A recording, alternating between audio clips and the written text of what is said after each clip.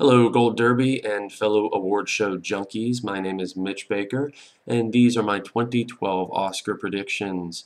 Before I get started with the predictions, I just want to say a big shout out to the gang at goldderby.com. I think it's a really cool idea, these video contests, so thank you very much for giving us all the chance to record these videos and put them up there to share with everyone.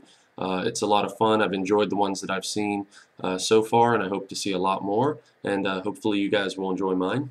I know I'm not alone when I say this, that, this time of year when the award shows start coming around, I just start to bore my friends and family to tears with this stuff. I mean, they're film fans, but they just don't care about award shows the way that I do.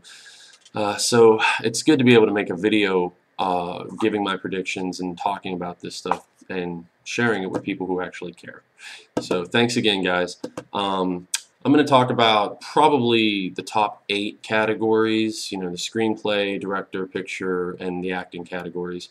I don't want to spend too much time on the more predictable ones, so I'm going to get those out of the way right away. So let's start with Best Supporting Actress.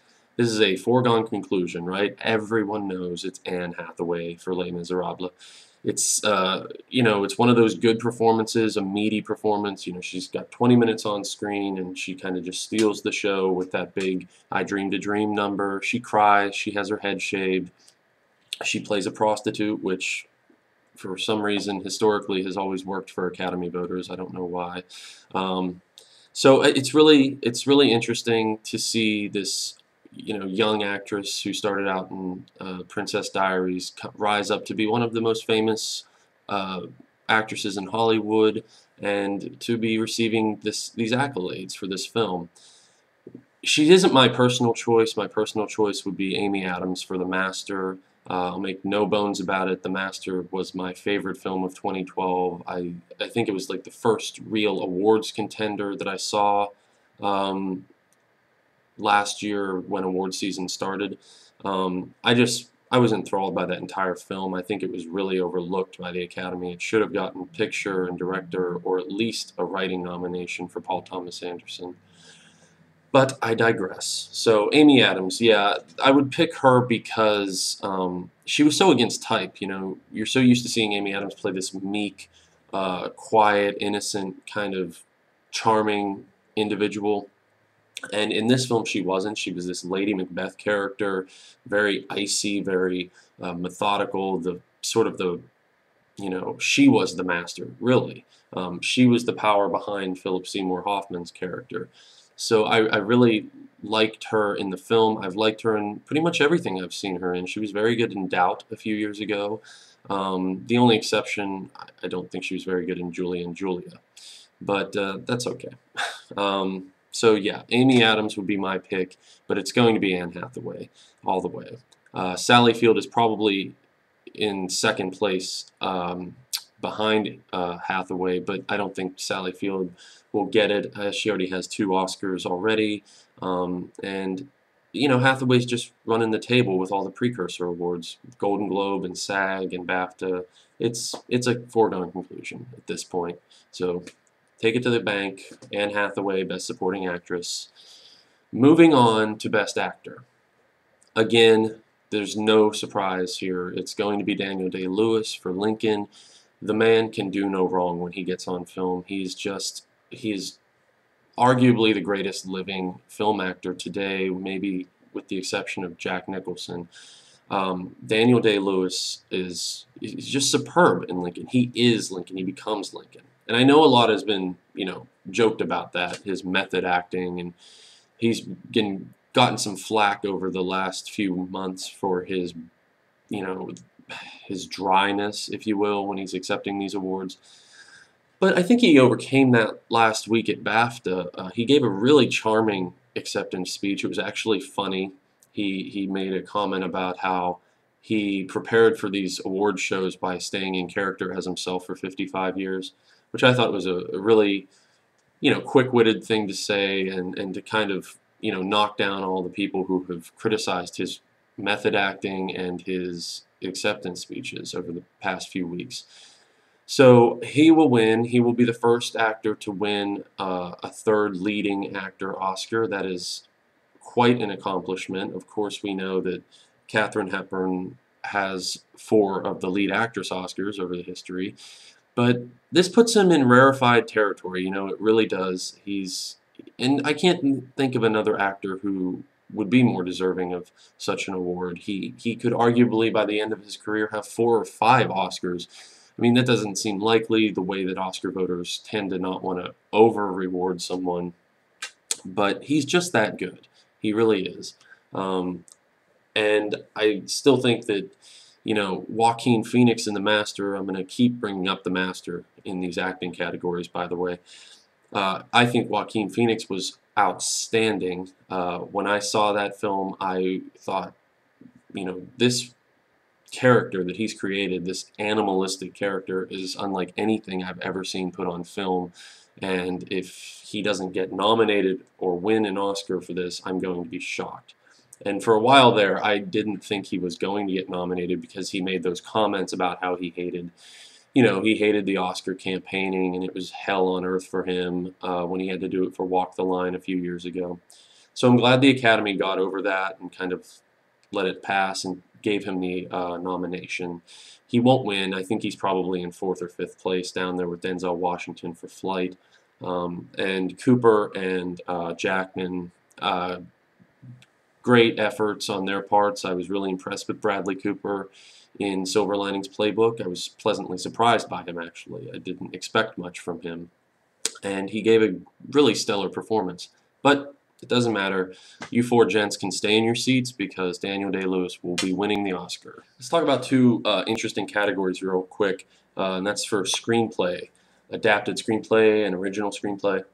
You know, for the longest time I had in adapted screenplay Tony Kushner winning for Lincoln. I think Kushner is one of the great writers of his generation. I think Angels in America is one of the greatest things written in the English language. That's my opinion. But for some reason, his fortunes have fallen with Lincoln's. And so I no longer have him in the front. I have Chris Terrio winning this category for Argo.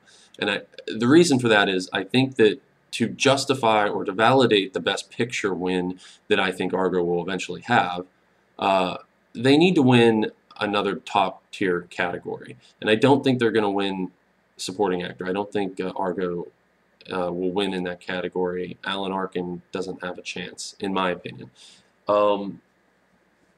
So it's got to be adapted screenplay, right? I think there's a consensus that it'll win Best Film Editing, but it needs that 3rd validating victory, and I think it'll be adapted screenplay. One caveat to all of this is David O. Russell and Silver Linings Playbook. He won BAFTA last week, and I was shocked. My jaw was on the floor. Not much surprising happened at the BAFTAs, but that was a surprise because I thought the race was really just a 2-dog fight. But no, this is, you know, suddenly Russell is a real contender in this category. I'm ultimately not going to take the bait on that one. I think that they gave him the BAFTA because BAFTA voters maybe knew that Silver Linings wasn't going to win in any other category. So they wanted to reward it with something, so they picked that category. I still think the Oscar race is between Kushner and Terrio, and I'm going to stick with Terrio. On the original screenplay side, you know, for the longest time I had Michael Haneke for Amour up there. I had him up there for the last month or so, but then I changed my vote recently to Quentin Tarantino for Django Unchained. I think the fact that he won the Golden Globe and he won BAFTA it's telling. I think that the controversy surrounding this film about the racial slurs and the violence wasn't enough to sink its hopes. I really, you know, I think this film, I think it got 5 nominations in total, including one for Best Picture, and it could perceivably win 2 major categories. It could win Screenplay, and Christoph Waltz has a real chance to win Supporting Actor. So I'm going to give it to Tarantino because I think Academy voters like him. I think Hollywood likes him. I think he makes provocative, interesting films. I've never seen a Tarantino film I haven't enjoyed. I have to be honest with you. I think he's one of the great filmmakers of his generation. and I will watch everything that he makes. So I have him in first place. Haneke in second place. I don't think he'll. I'm only doing that because I think Haneke, it's going to win foreign language film. So that'll be kind of the recognition that he gets from the Academy on that. And then in third place, I have Mark Boal for Zero Dark 30, who a few months ago I know was leading the pack. But I think with the torture controversy in the media, it really sunk this film's chances across the board. And it's not going to win Best Picture. Bela wasn't even included in the list of 5 nominated directors. So I think if it has a shot at winning anything, it's this category. But I ultimately think that it's just fallen off, and Zero Dark 30 won't win anything on Oscar night, except maybe a sound award. So yeah, let's say Tarantino for the win. So let's go to probably the most exciting race of the night, and that's for Best Supporting Actor. This is such a hard category to handicap because it's well known that all 5 of the nominees are previous winners. That's never happened before in Oscar history. So you really don't know who to pick here. I do think the race is between 3 of the 5 nominees. I really don't believe that Alan Arkin for Argo has much of a shot unless the momentum for Argo is so strong that he picks up a win, but I don't see that happening. Like I mentioned earlier, I think that that other top tier win will be an adapted screenplay, not for Alan Arkin. So, and I have to agree with what Sasha Stone said in the podcast this weekend. It was a phone-in kind of performance. I'm sorry. Alan Arkin, and even Little Miss Sunshine, I agree with that. It was just sort of I didn't think he deserved to win a few years ago, and I don't think he deserves to win this year. I'm sorry. He's a great actor, and I'm sure he's a wonderful man, though he never looks happy to be anywhere, which, is another reason maybe why I don't want him to win, because I went back and I rewatched his acceptance speech from a few years ago for Little Miss Sunshine, and it was the worst. I have a pet peeve about people who win awards and then put them on the floor, next to them so that they can read their speech. And he did that. He didn't even look at the thing. He just grabbed it from whoever was giving it to him and set it on the floor. And it's just so insulting to me. Anyway, sorry. So Philip Seymour Hoffman for The Master would be my personal choice again, like I've mentioned in the 2 other acting categories I've discussed so far. I love The Master. I love the film, and I thought Hoffman, of the 3, gave the most powerful performance. It was like I was watching Orson Welles, I swear. I think Hoffman's one of the best actors out there today. It would be great to see him win a second Oscar for this, but I don't think that he will. I think that the prospects for The Master winning anything are very slim. Because it wasn't a success at the box office. It was such a confounding film, and I don't think the audience is warm to it. I'm just happy that the 3 got nominated, and I'll accept that, as a consolation, I suppose. So let's talk about the 3 who are actually in contention here, and that is Tommy Lee Jones, Christoph Waltz, and Robert De Niro. Depending on who you talk to or what you read on the Gold Derby Forum or other websites, it's always between those 3, and an argument is being made for one of them by anyone, It's always those 3 in some varying order. My order is I have Robert De Niro first, Christoph Waltz second, and Tommy Lee Jones third. And I have to say, I've had De Niro in first place for about 4 to 6 weeks now. I can't explain what it was that made me want to pick him. Apart from the fact that he gave such a great performance. I mean, he really gave one of those performances that, reminded you why he's Robert fucking De Niro, It was just so good. He cried, he raged, he made the audience laugh with his OCD behavior. It was just very entertaining and interesting performance from an actor who really hasn't given us something like that in a good 15 years or 20 years even. And I think that De Niro has one of those names. He has a name like Hepburn, like Streep, and Nicholson, and Bergman, and he is that great. and he belongs in that pantheon of great three-time Oscar-winning actors.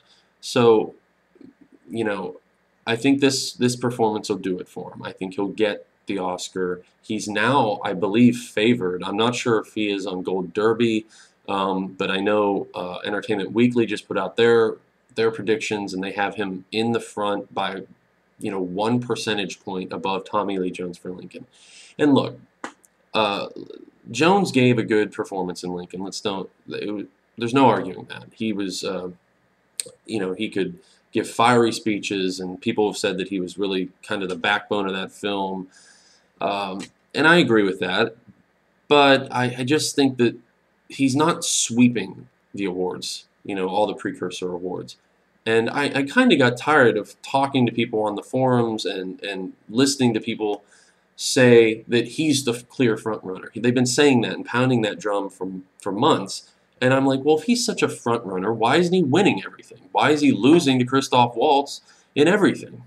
So, I know he won SAG, he's won other awards, but if he were such a favorite, if he were such a front runner, and if it was such a lock for him to win the Oscar, which a lot of people have said, they're acting like he's a lock, then he'd be winning everything, like Christopher Plummer did last year, like Christian Bale did the year before him, and like Waltz did the year before Bale. That's just not happening this year.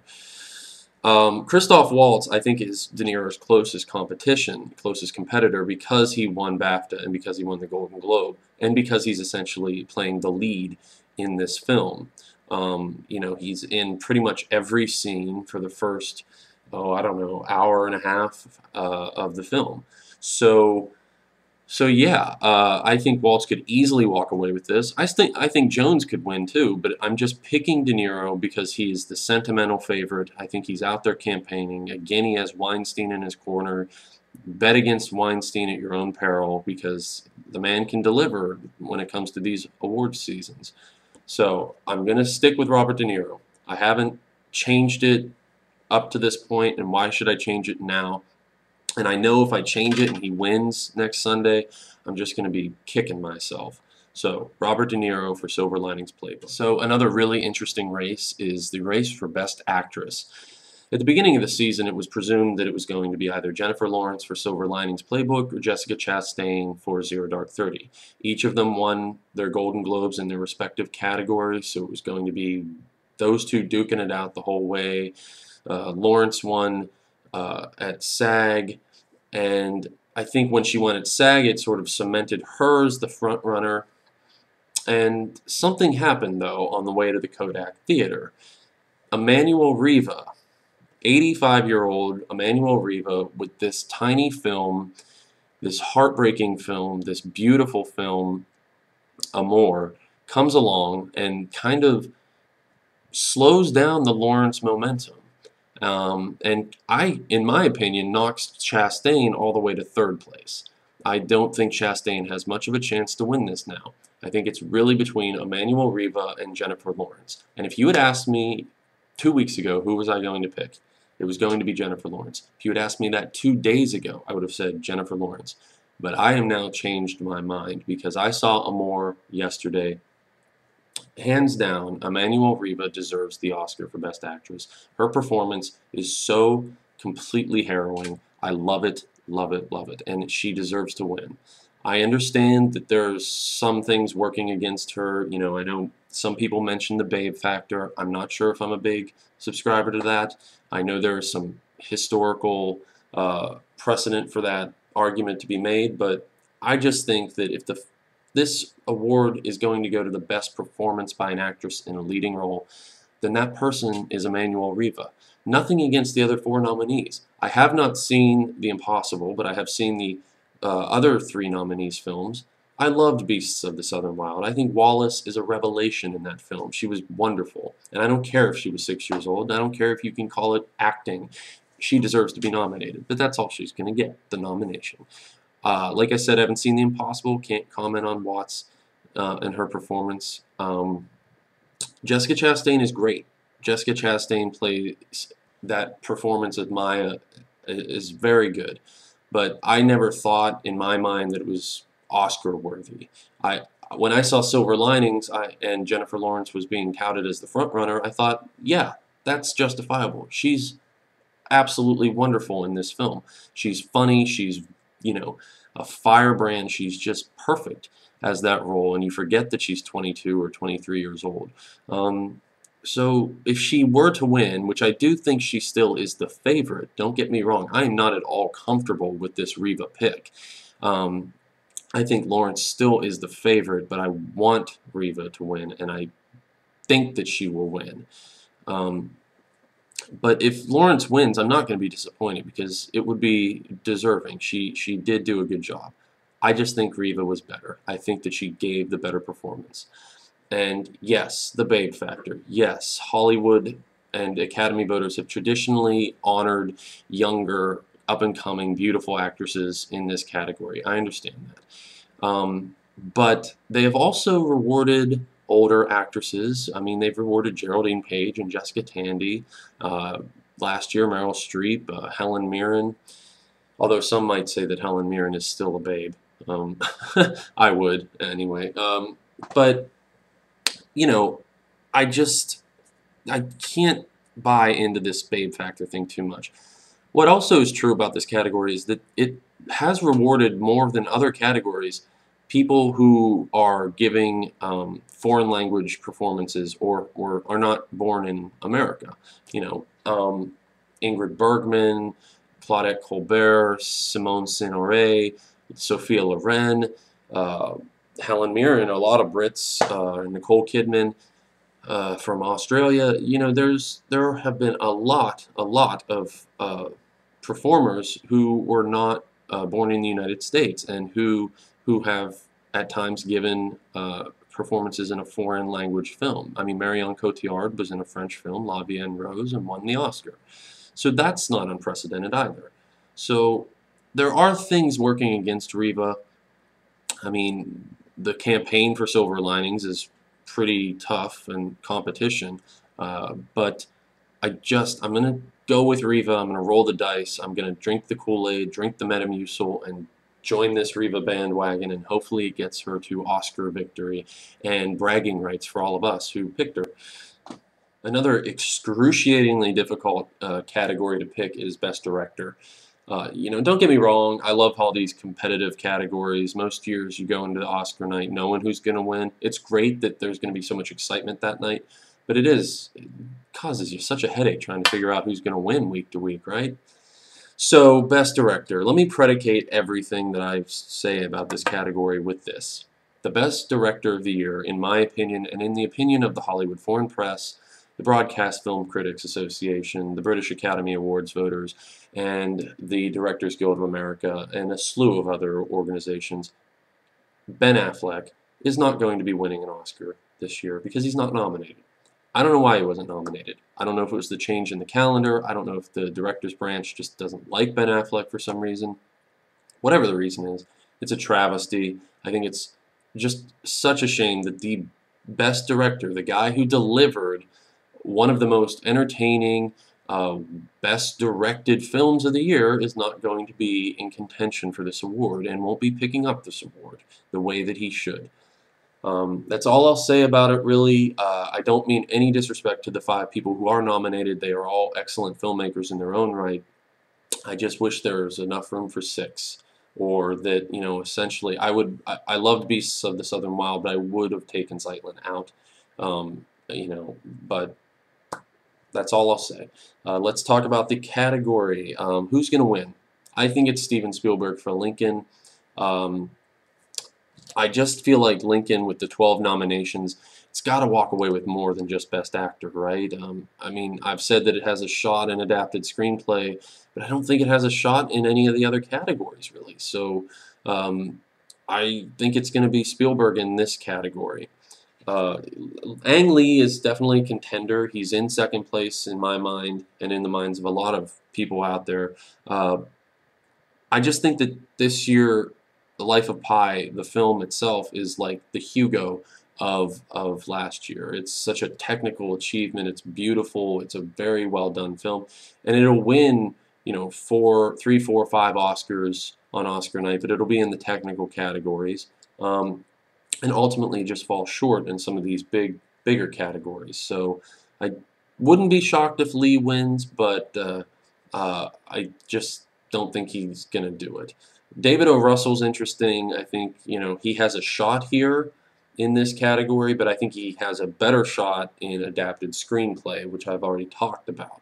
It's just a matter of how much momentum there is for Silver Linings Playbook and how much Weinstein is, breaking kneecaps in Hollywood to get that thing to the front of the line. I don't know.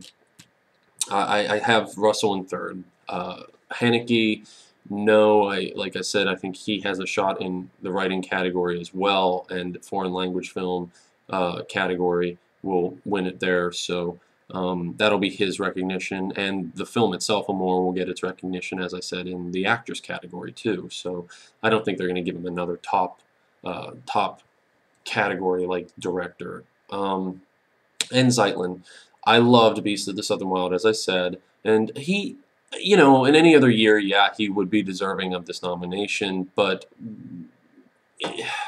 to snub Affleck and Bigelow and Tarantino and Wes Anderson for Ben Zeitlin, I don't think so. Sorry, Ben. I would look forward to more of your films, but no. You're in fifth place. The nomination is the reward itself. So I think it's Steven Spielberg. I'm not thrilled about that, to be honest with you. I don't think it's a very inspired choice on my part to say Spielberg. I think it's just sort of the shrug the shoulders and say, oh, why not? He is, after all, America's director. He's like the Yankees of film directors. And I'm not a big fan of his, to be honest with you. I think he's made masterpieces like Schindler's List, Saving Private Ryan. I love Raiders of the Lost Ark, Jaws. But there's just such an air about his films, an air of pomposity, just this, if you don't like a Spielberg film, then you're somehow a bad person. That's just how he comes across, how his films come across. And no other director that I'm aware of is so obvious with their picks, and so obvious with what they make, trying to get nominated for Academy Awards. I really loathe when filmmakers do that, and he does it more than anyone. What was that Warhorse filth last year? I mean, yeah, it got nominated for Best Picture, but that was supposed to be his comeback. Comeback from where though? I don't know. I mean, it's not like the guy's been missing for 20 years like some other people who are nominated this year. He irks me. And I loved the podcast a few weeks ago between Jeff Wells and Tom O'Neill. It was hilarious because Jeff Wells took Spielberg to task. You rarely ever hear someone do that because he's Spielberg. He belongs on the Mount Rushmore of directors, right? But there is just this sort of disdain for him that has grown over the years because of his attitude and because of like I said, the air around his films. But that all being said, I pick him for the win. I think he does have one of those names that synonymous with greatness in the minds of many, and it'll put him up there on the Mount Rushmore with John Ford, William Wyler, and Frank Capra, all the three who have won 3 or more Oscars. And I think on Oscar night, Spielberg will be added to that list. Unfortunate. So that brings us to the last category, the granddaddy of them all, Best Picture of the Year. And for all the competitiveness and supporting actor and actress and director and screenplay, the biggest prize of them all is not competitive at all. It's going to be Argo, right? Everyone knows that. It's won everything. It's won PGA, DGA, SAG, Critics' Choice, BAFTA, Golden Globe. It would be shocking if something else were to beat Argo. So yeah, take it to the bank. I'm pretty sure Argo's going to win, and if it's not going to win, then the people will be writing about that for years to come. Its closest competitor is still Lincoln. I think Lincoln's in second just because it has all 12 of those nominations, and I think that, like I said, Spielberg's going to win director. Historically, it's more common for picture and director to match up with each other. But it does happen where they split. It does happen where director doesn't win picture. I mean, it happened to Spielberg in '98 with Saving Private Ryan. It happened with Polanski winning The Pianist and Chicago winning picture. And it's actually happened something like 20, 21, 22 times in Oscar history. So it's not unprecedented. Um, and of course, the whole, Argo's got everything going for it. It's everything that a Best Picture film should be. It's fun, it's exciting, it's action-packed, it's funny, it's got a great cast, it's well written, it has a cause behind it, the Save Ben Affleck Fund after being snubbed in the directing category. So it's great. It's gonna win, and it would be a deserving victory. My personal choice would probably be Amour. That's just for me. But no, I'd be happy to see Argo win. Um, I think Life of Pi is a contender, but the same way that Hugo was a contender last year. Good to talk about, good to entertain, but probably not likely. The one dark horse, and that's true in almost every category that it's nominated in, is Silver Linings Playbook. How much love is out there for this film? I have no idea. Some ballots were leaked to the press last week that showed Silver Linings Playbook being overwhelmingly voted for by whoever these voters were, to the point where Jackie Weaver was getting votes in the supporting actress category. No offense to Ms. Weaver, but I don't think so. I think I posted on the boards on Gold Derby that I thought it was all a ploy by Weinstein. He probably put a phone call into some of his friends who were in the Academy and said, hey, could you give your ballot to Entertainment Weekly or whomever, so that we can create a bandwagon effect here. But that's just me being a cynic, I guess. Weinstein would never do that, right? So yeah, it could be a big, surprising night and I will not rule out Silver Linings Playbook winning Best Picture, but I'm going to stick with Argo because they've got all the momentum. So Argo for Best Picture, Lincoln's close second, Silver Linings the dark horse.